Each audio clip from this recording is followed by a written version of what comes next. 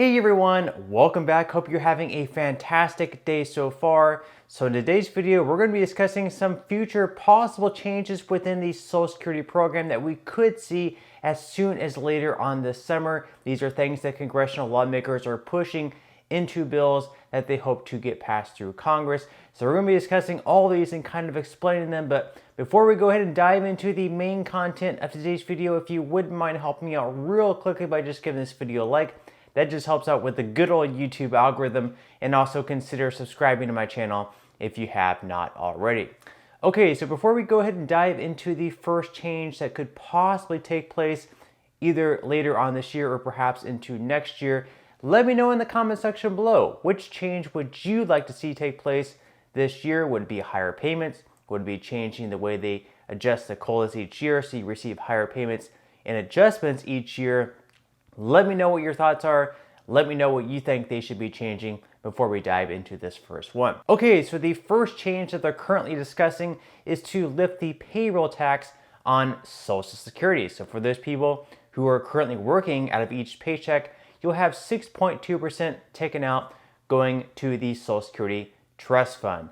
And then of course, whoever your boss is, whoever your employer is, they're going to match the 6.2%. Now, if you are self-employed, you will be paying the entire 12.4%. Now, you only pay this tax on the first $160,200 that you earn. So if you say, let's say that you earn $200,000 per year, you're only going to be paying the 6.2 to 12.4% tax on the first $160,200 that you earn. Anything above that, you're not going to be paying any taxes at all. So the maximum amount of tax you can pay as an employee would be $9,932.40. And if you're self-employed, the max would be $19,864.80. Now, of course, a lot of lawmakers are saying this is unfair because someone who earns $1 million per year is going to be paying exactly the same amount of tax as someone who earns, let's say, $160,200. So they want to lift that to where people who earn above $400,000 per year would once again have to pay that Social Security payroll tax. So you would pay it on the first $160,200 that you earn. Then you wouldn't pay anything from $160,200 all the way to $400,000.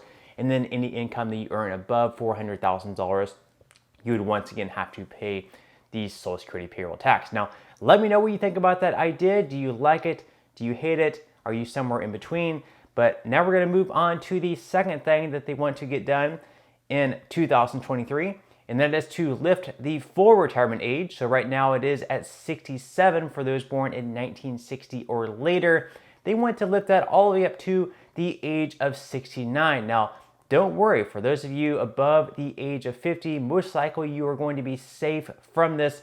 However, what they're looking at is for those below the age of 50 in 2023, they're going to lift that up to the age of 69 or possibly even 70 for people who are a little bit younger right now. So that is another idea that they're currently looking at. Now, of course, you could potentially still claim Social Security benefits as early as the age of 62, but right now, for example, you would be receiving a cut of around 6% in what your full benefit would be for each year that you claim your benefits earlier. So right now, if you claim at 62 instead of 67, you would be receiving a 30% benefit reduction. So obviously claiming a little bit early is going to have those harmful effects. Now, the third change they want to see take place in 2023 is to increase the primary insurance amount, or PIA for short, by 1% every single year from the ages of 78 to 82. So when your age is 78, it would increase by 1%.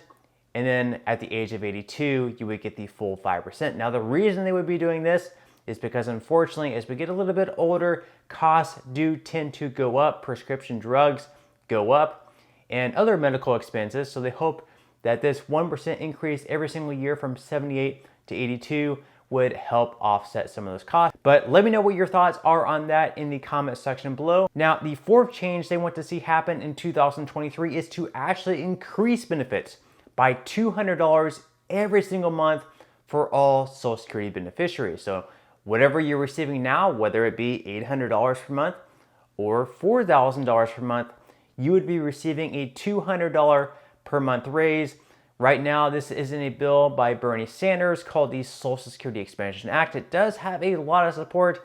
However, that support is coming from all Democrats, so we may or may not see this thing actually pass, just like any other provisions, but it is something that is being pushed, and they want to have this passed by the end of this year. Now, the fifth change they want to see happen in 2023 is to change the way in which the cost of living adjustments are calculated. This is going to be COLA for short. So right now they use a system called the CPIW.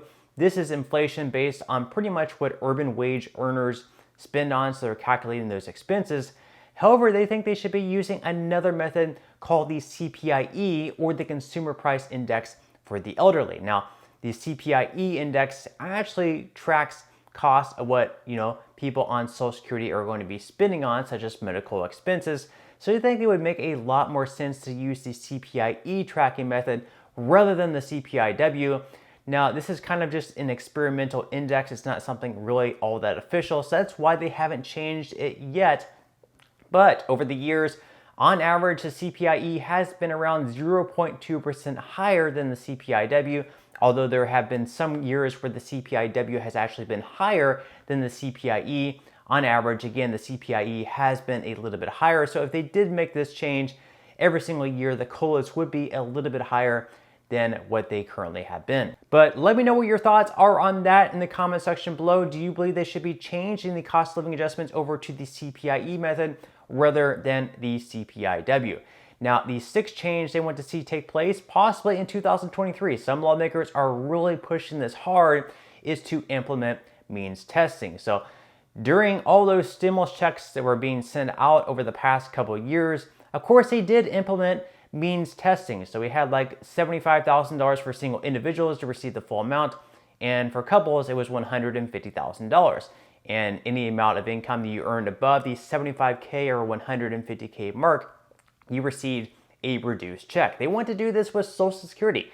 So just for an example, let's say for single individuals, we had these numbers between $80,000 and $120,000. So if you were receiving Social Security benefits and you were a single individual, let's say earning below $80,000 per year in the previous year, you would actually be receiving your full Social Security benefit. However, if you earn above $80,000 per year, let's say $100,000 per year, you would receive a reduced Social Security benefit of what you would normally be receiving.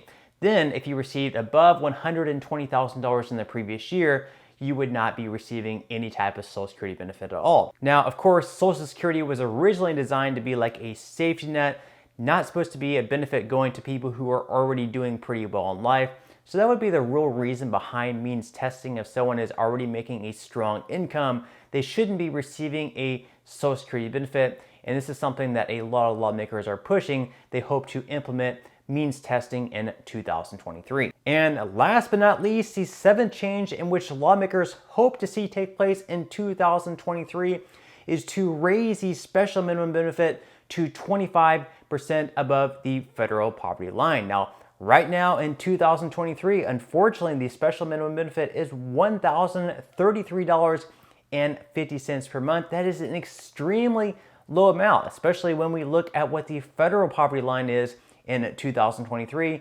The federal poverty line in 2023 for individuals is $14,580 per year. So the special minimum benefit right now is around $2,000 below what the federal poverty line is. So what they want to do, again, is to raise the special minimum benefit to 25% above the federal poverty line. So if they were to do that and they were to implement that, the new special minimum benefit would be $18,225. And with that, they would be receiving an increase right around $485 per month. This would be a tremendous boost. And then, of course, if Bernie Sanders' Social Security Expansion Act plan, where they were going to raise benefits by $200 per month, they would actually be receiving even more than that. There would be an increase of close to $700. So that would be huge increases if Bernie Sanders' plan passed. But again, none of these are guaranteed to pass, even though we have numerous lawmakers pushing for these provisions to be signed into law by the end of this year. But let me know what your thoughts and comments are below on all these. Which of these do you love? Which of these would you love to see pass? Which of these do you hate?